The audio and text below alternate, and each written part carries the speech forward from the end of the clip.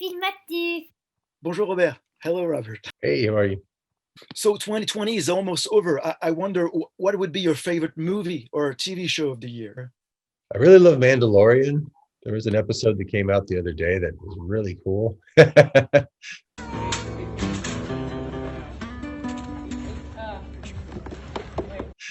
joking. It was really cool.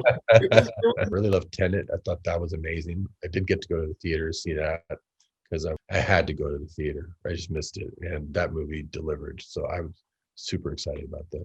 I have to ask you a question about Alita and about the fans. I love it. Oh, and Jim Cameron loves it too. We just love that character. Something about that character that is so endearing, so different, so needed at a time like this. And she played it so beautifully. And the world is incredible. And when people became fans of it, they saw, they probably got into the graphic novels and saw just how much world there was to explore. You just barely scratched the surface where you now see her fully formed by the end. I like to do those kinds of movies. Heroes ends like that. Spy Kids ends like that. Most of my movies end where the hero starts becoming who they are, not to the very last scene.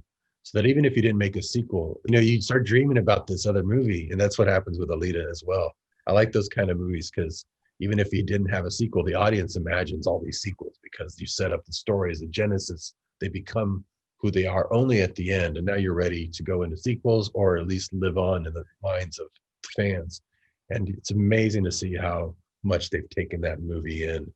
And hopefully that'll send them this way to see Heroes and see something that's got, a bunch of little Alitas running around. A lot of these have that kind of energy and strength and really goodness in their heart. It's just things you don't normally see. That it's not as cynical as other movies. Chacun de vous a des pouvoirs renversants, mais tous ensemble, attrape mon pied. On devient invincible. Quand vous aurez besoin d'aide, on sera prêt.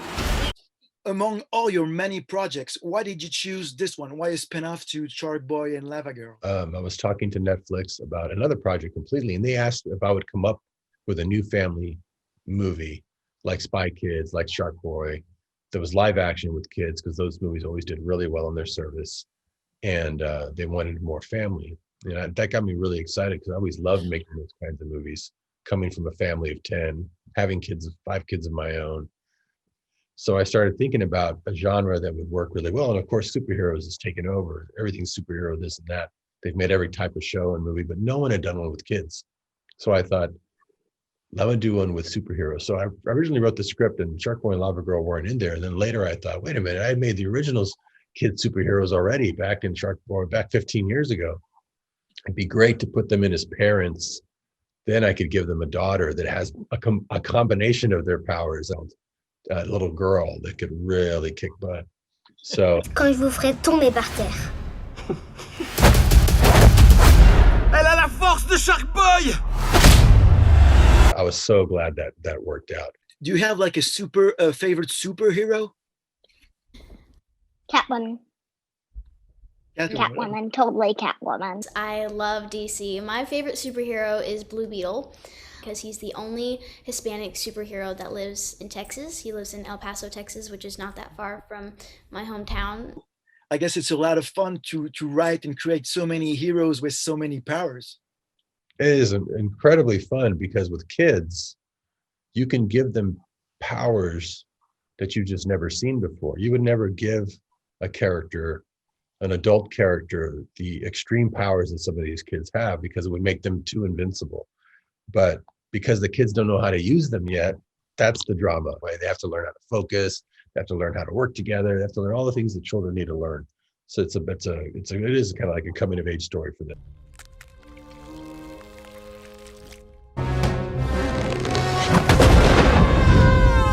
Originally, me and my kids sat around and came up with 16 different characters. And it was just like, it's impossible to have a room full of 16 kids in every scene.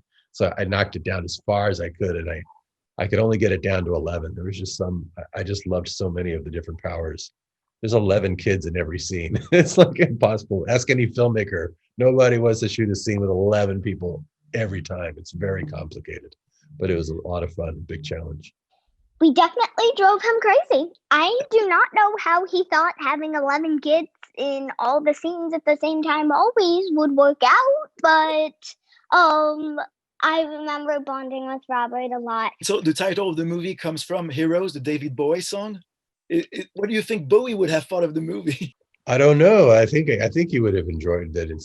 I think he would have enjoyed it. I think he definitely would have been happy how he used the music because it becomes such a dramatic moment in the film when Haley Reinhart sings this a cappella version of it. It is just so beautiful and so different. I think he, as an artist, I'm sure he likes is flattered by different interpretations of his music when used for a good purpose, and that was done for such a good purpose.